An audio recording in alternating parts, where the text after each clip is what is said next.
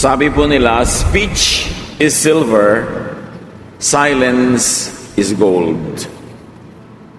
Kung gaano kahalaga ang pananalita at ang pananahimik, na maaaring ikumpara ang pananalita sa pilak at ang pananahimik sa ginto sa tamang panahon.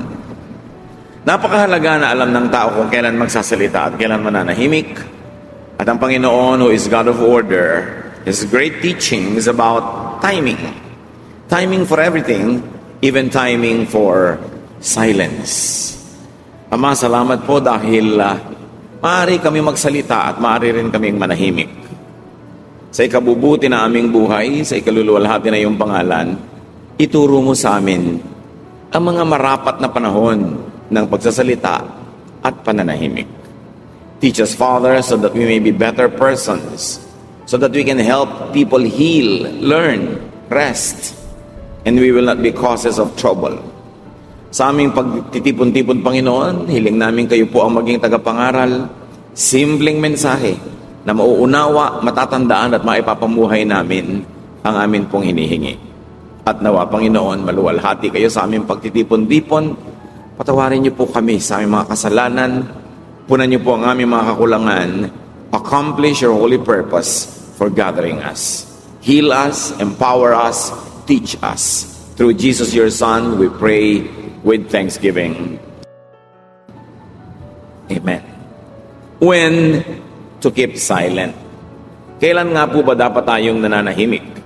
Tingnan natin kung kailan nanahimik ang Panginoon at kung kailan din siya nagsalita. Mark 14:60-61. The high priest stood up in the council and asked Jesus, "Why don't you say something in your defense? Don't you hear the charges they are making against you?" But Jesus kept quiet and did not say a word. Nililitis po ang Panginoon, mabigat ang paratang, at napakabigat ng parusa kung siya'y mapatunayan nagkasala. Maaari siyang ipako sa krus, at yun nga naghihintay na kaparusahan sa kanya. Pero sa mga paratang, sa mga bintang, hindi siya sumagot. Hindi siya kumibo. Bagay na katakataka, kasi siyempre kung ang buhay mo nakataya, sa gawin mo ang lahat para ikaw ay mapapawalang sala. At nagtaka yung mga lumilitis, lalo na yung high priest. Sabi, hindi mo ba alam kung anong pwede mangyari sa'yo? Ba't di ka nagsasalita? Ba't hindi mo ipagtanggulan yung sarili? Pero hindi naman talaga kumibo ang Panginoon sa pagkakataon na yon. Jesus kept silent because his accusers would not listen anyway. Alam ng Panginoon na nahusgahan na siya bago pa man siya inaresto. Ano pa ang katuturan ng mga tuwiran? Ano pa ang katuturan na magsalita? Something to learn from the Lord? Keep silent when speaking won't help anyway. Mabuti pang manahimik ako, ang pagsasalita naman ay walang mabuting idudulot, walang magandang hahantungan, at wala ring ikabubuti sa sino man. Kumisa sa ating buhay nangyayari yan, tayo inaakusahan, nachichismis, may mga paratang, habang sasalita ka pa, para ipagtanggol lang yung sarili, lalong gumugulo, humahaba ang kwento, wala rin namang maniniwala, mabuti pa manahimik ka na lang. But the situation is bad, you would say, yes, it's better to stay bad than it becomes worse. Kesa mas lumala pa, leave it at that. Mark 14:61-64. The high priest asked him another question. Are you the Messiah, the Son of the glorious God? Yes, I am, Jesus answered. Soon you will see the Son of Man sitting at the right side of God, all-powerful, and coming with the clouds of heaven.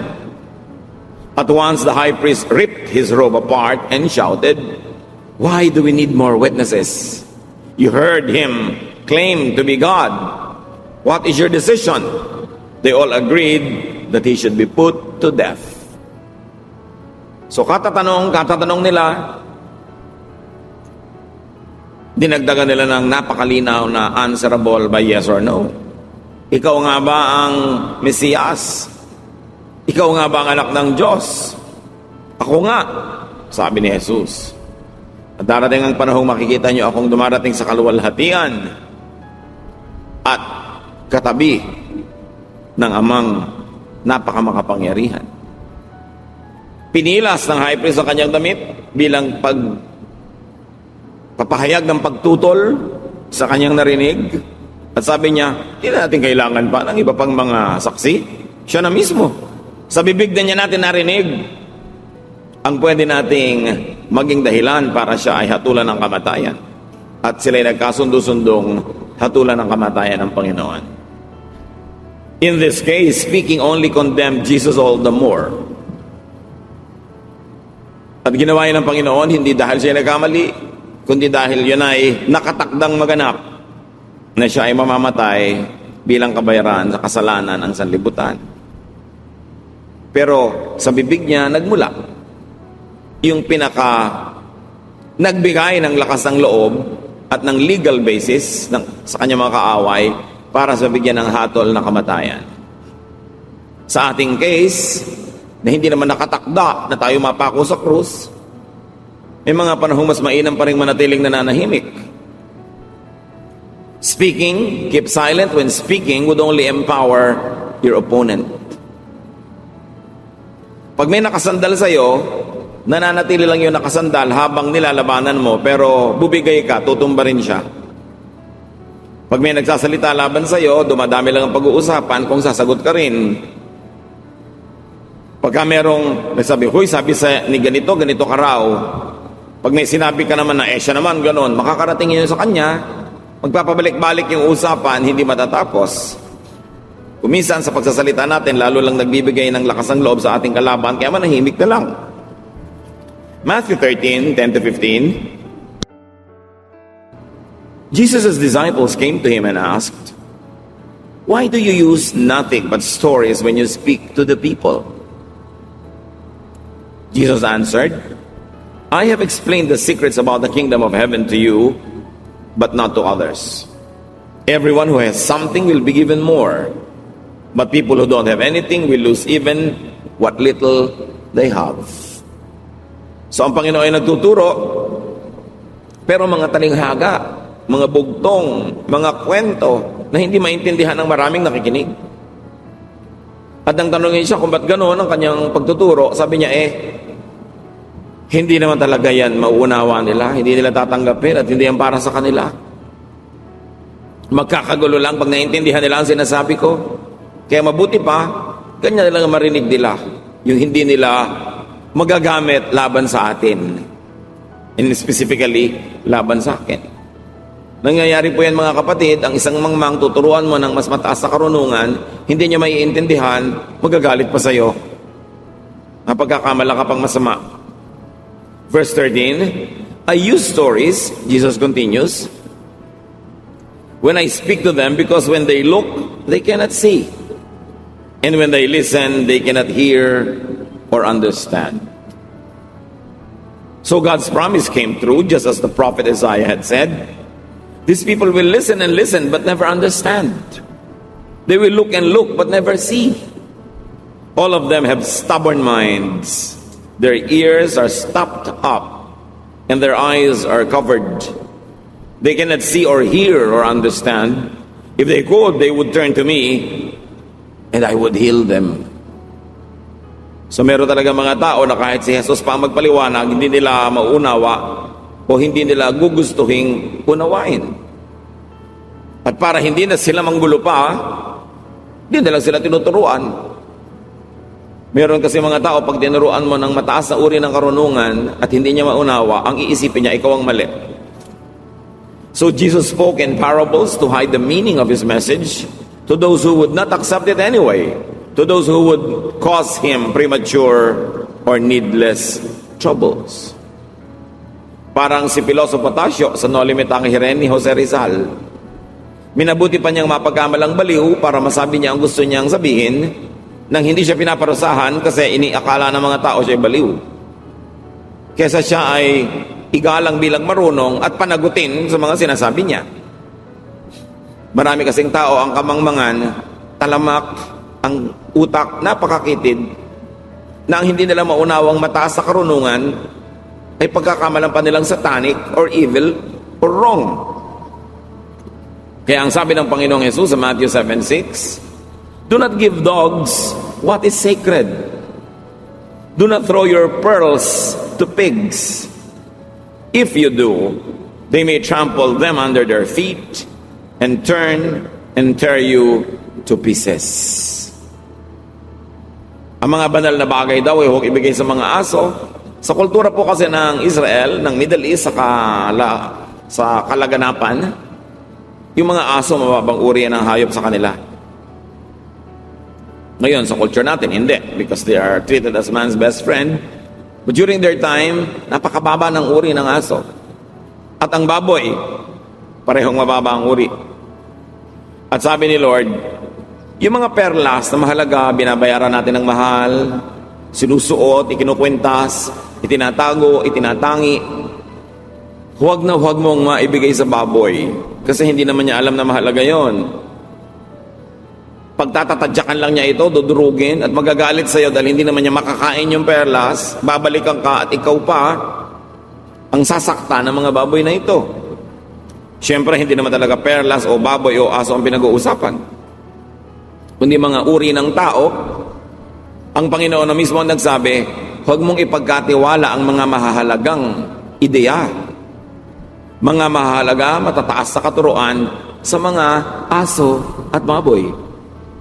Sa mga taong makitid ang utak, sa mga taong walang nauunawa kundi yung mababa, yung kaning baboy, yung mga walang kwenta, yan ang kanilang gusto. Oras na tinuruan mo sila ng matataas sa karunungan, sa iyo magagalit. Kaya ang Panginoon mismo, hindi niya talaga itinuro doon sa mga alam niyang hindi naman makakaunawa ang matataas na bagay. At kuminsan yan ang pagkakamaling nagagawa nating mga tao, na ipagtitiwala natin na isang mahalagang sikreto sa isang makatiang dila at chismosa. Hindi niya kayang pigilan ng katinang dila, hindi siya dapat bigyan ng lihim. Merong mga sobrang kamangmangan, hindi kayang umunawa ng karunungan, huwag mo nalang turuan, magagalit sa iyo. Merong hindi kayang humawak ng kayamanan, dapat huwag na lang yumaman. Panatilihing hamak at maralita at dahop, dahil yun ang kaya niyang maproseso at maunawa at maipamuhay. Some ideas could be too big for small minds. Even in theology, even in philosophy. So be silent when speaking would only anger people with small minds. Kaya sabi nila sa mga social gathering, it's best not to talk about religion or politics. Kasi nagdi-dinner kayo, bigla kami makakaaway. Nagso-socialize kayo, biglang mauuwi sa pagtatalo. Kasi kung merong grabing magpaliit, magpakitid, magpaurong ng utak, yan ay political loyalty and religious belief. Ang bilis niya magpadilim ng utak. Ang bilis magpagalit. Kaya sabi, kung marunong ka, iwasan mo na lang yung mga topic na yan. Do not try to talk to the person who has already decided early on never to be converted. Kaya kahit yung mga sobrang maaalab sa pag-share ng mga salita ng Diyos, mararamdaman mo naman kung yung kausap mo, away lang ang pupuntahan, hindi makikinig, it's better to be silent. Jesus understands. Siya na mismo ang nagsabi, don't give your pearls to swine. So Jesus kept silent to let people believe what they want to believe in. Ayaw mo, di wag mo. Hindi mo duty i-convert lahat ng tao. Ang tungkulin mo lang ay bigyan sila ng pagkakataon ng paanyaya. Pero pag umaayaw, di wag mong ituloy. Sabi nga ni Lord, kung tinatanggihan kayo ng isang bayan, dito malikod kayo, ipagpag nyo lang yung paa, iwan nyo yung mga alikabok doon sa bayan na yun, huwag nyo nandalin sa iba, and move on to the next town. Kaya si Paul, bilang isang guro, na-realize din niya yan eh. Sabi niya sa 1 Corinthians 3:2, I had to treat you like babies and feed you milk You could not take solid food. And you still cannot. Nakakita na ba kayo ng lalaking maskulado na 40 anyos na, pagkatas ang pagkain niya lagi, gatas na nasa tiyupon, mga dinudurog na prutas at mga lamang loob, kasi hindi niya kayang kumain ng karne o ng matitigas na mga pagkain? Ganon din ang maraming tao in religious ways. Hindi makakaunawa ng mas matataas na karunungan, gusto na lang lagi yung basic, yung 101, yung beginners. Pag dinala mo sila sa next level, magagalit sa'yo. Mamasamain. Pagka kayo binibigyan ng guro ng solid food, yung mas mahirap maintindihan, mas mahirap na tanong, mas mahirap na leksyon, ibig sabihin nun, respeto. Iginagalang niya ang inyong utak o ang inyong kakayanan. Pero pag nagpakita kayo ng kahit konting pahiwatig na hindi kayo handa sa solid food, na magagalit kayo pag dinala kayo sa mas mataas, ibabalik kayo sa grade 1 ng teacher. Kesa naman maging mamamatay tao pa kayo. Kesa magkagalit-kagalit pa kayo, ibabalik kayo sa pinaka-basic. At yun ay isang insulto sa inyo. Dapat iginagalang mo pag pinapahirapan ka. Kasi ibig sabihin, gustong dalhin ka sa mas magandang training, mas malawak na pag-iisip, mas malaking mundo. But show signs that you are not ready, and you will be demoted again to where you belong. So keep silent when people won't understand, believe, accept what you would say. Sabi nga ng mga beauty contestants, for world peace and for the sake of the children. Mararamdaman mo naman yun. So ang mga marurunong na tao, nagpapalipad hangin, nagpapahimakas, nagpaparamdam na may mga gusto pa siyang ituro o sabihin. Kailangan yung mga marurunong na handa doon, magparamdam din. Handa po kaming matuto. Handa kaming mahirapan na tumawid mula sa grade 1 patungong grade 2. From grade 2 to grade 3. Pero oras na hindi kayo nagparamdam na handa rin kayo, mararamdaman ng gusto magturong hindi kayo handa, hahayaan na lang kayo kung saan kayo nandun. So keep silent. Kung mapapahamak lang ang kapayapaan. May isa pang panahon kung kailan tayo nananahimik. Keep silent when you don't know what to say. Isang napakalaking pagkakamali na magsalita ng hindi tiyak, ng hindi alam. Sasabihin mo, bakit kaya delayed yung sasakyan, nasasakyan natin? May magsasabi, baka nasiraan. Saan mo ibinase ang sinasabi mong baka nasiraan? May nag-text ba sa'yo? Wala po. May nagsabi ba sa'yo? Wala po. Saan mo kinukuha yung haka-haka mong baka nasiraan? Wala. Eh di manahimik ka. Nanguhula ka lang pala eh. Maraming ganun. Diba? Bakit kanya absent si ganun? Baka nagkasakit. Bakit? Umuubo ba kahapon? Hindi po. Nag-text ba sa'yo na masama pakiramdam? Hindi po. Eh, saan ka nanguhula? May science ba yung sinasabi mo? May basis? Alam nyo, mga kapatid ha, be conscious of this. Ang dami natin ganyan sinasabi na baka ganun, pero walang basis. Pampagulo lang. Keep quiet kung wala kang basis. Kasi baka yung mga nakakarinig, gumawa ng pasya ayon sa sinabi mo. Huy, may sakit daw si ganon. Ha, talaga, mamaya cancer na yung sakit mo pag nagpalipat-lipat ng bibig. O sige, palitan na natin siya. Malala pa lang karamdaman. Yun naman pala, ayan, dumarating na, napalitan na kasi dahil sa katin ng bibig mong may sakit. Nakakamislead. When you don't know, be silent. Proverbs 17:27 to 28. It makes a lot of sense to be a person of few words and to stay calm. Even fools seem smart when they are quiet. Oo nga naman. Malaki ang kapakinabangan ng taong konti lang kung magsalita kesa marami. At kung ikaw ay nananatiling payapa kesa agitated, sabi niya, alam niyo kahit mga walang alam na pagkakamalang matalino, pag tahimik. Pag may tahimik, may nag-aaway, tahimik yung isa, ano kaya iniisip niya? Siguro ang talino niya, ayaw niya kaming patulan. Isip mo yun eh. Ano kaya ang iniisip niya? That we are beneath him. That's why ayaw niya magsalita. Pero may mga tao, oras na nagsalita, wala pang 5 words ang nasasabi. Naibuyang-yang na nila sa lahat, ang kawalang alam nila. At yun yung problema sa mga taong walang alam. Sa kawalang alam nila, hindi nila alam na idinidisplay nila na sa pagdadaldal nila, lalo nilang ibinibistong wala silang alam. Kaya ang sabi ng Biblia, manahimik. Baka sakaling mapagkamalang kapag matalino.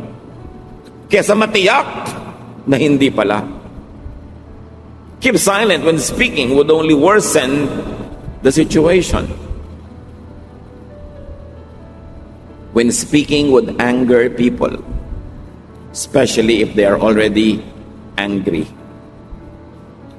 Mga kapatid, umiwas kayo sa mga taong kinagalit kayo tuwing magsasalita sila. Tuwing may ibubulong sa inyo ang nagiging effect sa inyo, nagagalit kayo sa kapwa, nagagalit kayo sa tao, nagagalit kayo sa sitwasyon, pampagulo yun ang buhay nyo. Ang dapat nating pahalagahan yung mga tao na pag nagsalita, tayo nakakalma. Diba tahimik ang loob natin? Nababawasan o nawawala ang galit? Iwasan yung laging makipag-usap sa nakakagalit pag siya ang nagsasalita. Na either sa kanya kayo nagagalit o nagagalit kayo sa iba.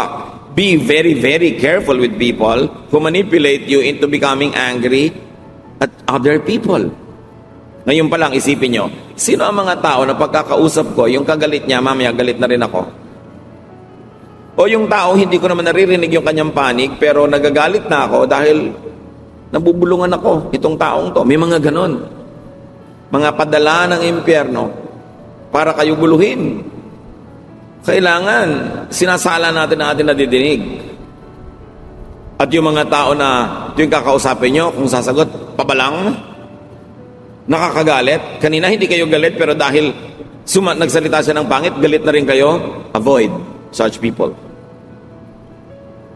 Sabi sa Bible, Proverbs 15:1, a kind answer soothes angry feelings, but harsh words stir them up.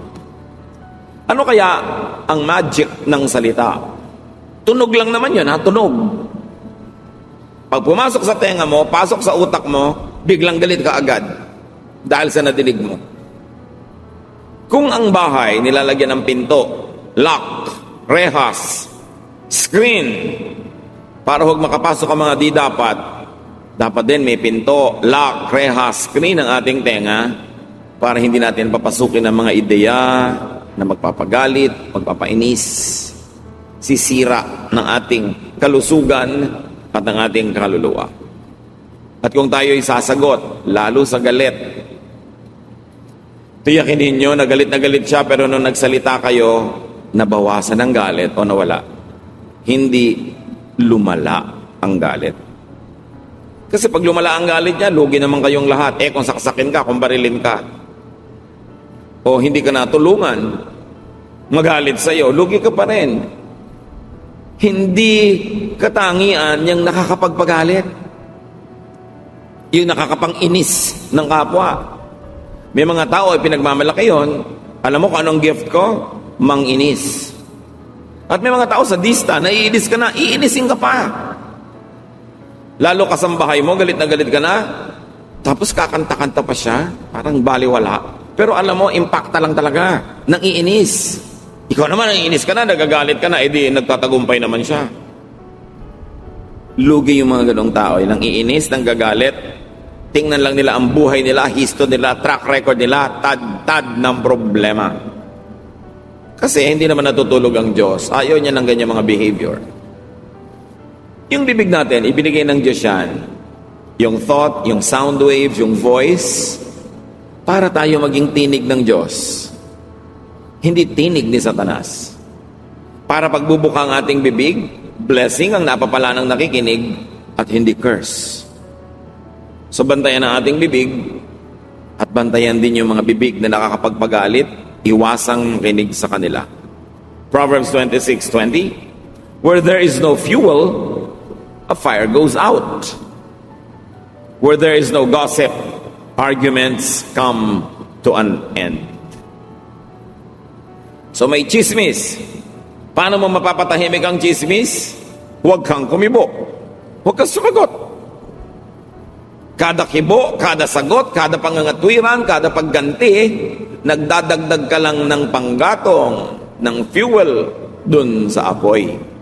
Hahaba ang gulo. So manahimik. Ecclesiastes 3:1, everything on earth has its own time and its own season. There is a time to be silent. Nawa magkaroon tayo ng karunungan na makilala ang tamang oras para magsalita, kumibo, mga tuwiran, at ang tamang oras para manahimik lamang. Kahit napakahalaga ng iyong mensahe, kung ang kaharap mo mga baboy, mga aso, huwag mo na munang ibigay dahil magagalit lang sila, magkakagulo lang, masihihirap pa silang kausapin later on dahil nagkaroon kayo ng hidwaan ngayon. Ipaghintay ng tamang panahon. Ang Espiritu ng Diyos na nasa ating puso ang magsasabing ito, magandang panahon. Kumisan, we misread the message of the Spirit. Magbibigay tayo ng salita, tapos naramdaman mo, ay, hindi pala tamang oras. Atras, retreat, be quiet. Huwag nang ipagpatuloy pa ang isang endeavor na walang uuwian kundi gulo. Lalo sa mag-asawa, sa magulang at anak, sa magkakapatid, yung malalapit sa buhay, maging magkakasama sa trabaho. Iwasang magsalita ng nakakagalit. Iwasang magsalita ng nakakapagpalayo ng loob sa iyong kapwa. Kasi kahit sampalin mo yung tao, suntukin mo, galusan mo, matagal lang gumaling yung sugat, nabura ang peklat, nawala ang mga pasa. Pero kung salita ang ipinanakit mo, nauuna pang gumaling yung mga physical wound kaysa wounds that you inflict in the heart. Mas iniinda ng tao yung sakit sa dibdib na ginagawa ng masama at pangit na salita kesa yung sakit ng katawan na maaari niyang makuha sa physical bugbog. Nakakalimutan yon, mas madali kesa sa mga sugat dahil sa makati at matalas na dila. Ang taong hindi marunong mag-control ng kanyang dila ay talo, loser. Because there is no way you can win when you alienate people. When people hate you, or at least when people don't love you, you are a loser. Kaya talinuhan, ikontrol ang bibig at manahimik kung yun ang mas kapakipakinabang. Ama namin sa langit,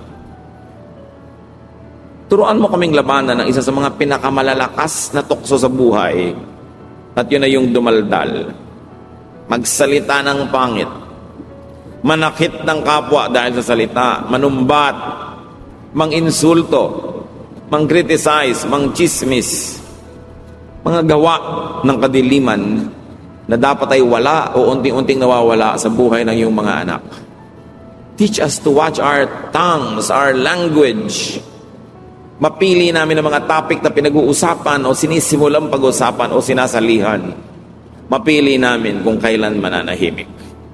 Pagbulay-bulayan natin mga kapatid ang napakasimpleng katotohanan pero pinakamalakas sumira ng mga relasyon. Ang pagsasalita ng wala sa lugar. Lord, in silence, deal with your people. Patawarin niyo po kami kung meron kami mga kasalanan na sasaktan dahil sa aming pananalita. Patuloy mo kaming gawing marunong so we may recognize the golden opportunities to be silent. Ponder on these words. Be with the Lord for a while. Pagbulay-bulayan natin ang kahulugan nito sa ating buhay.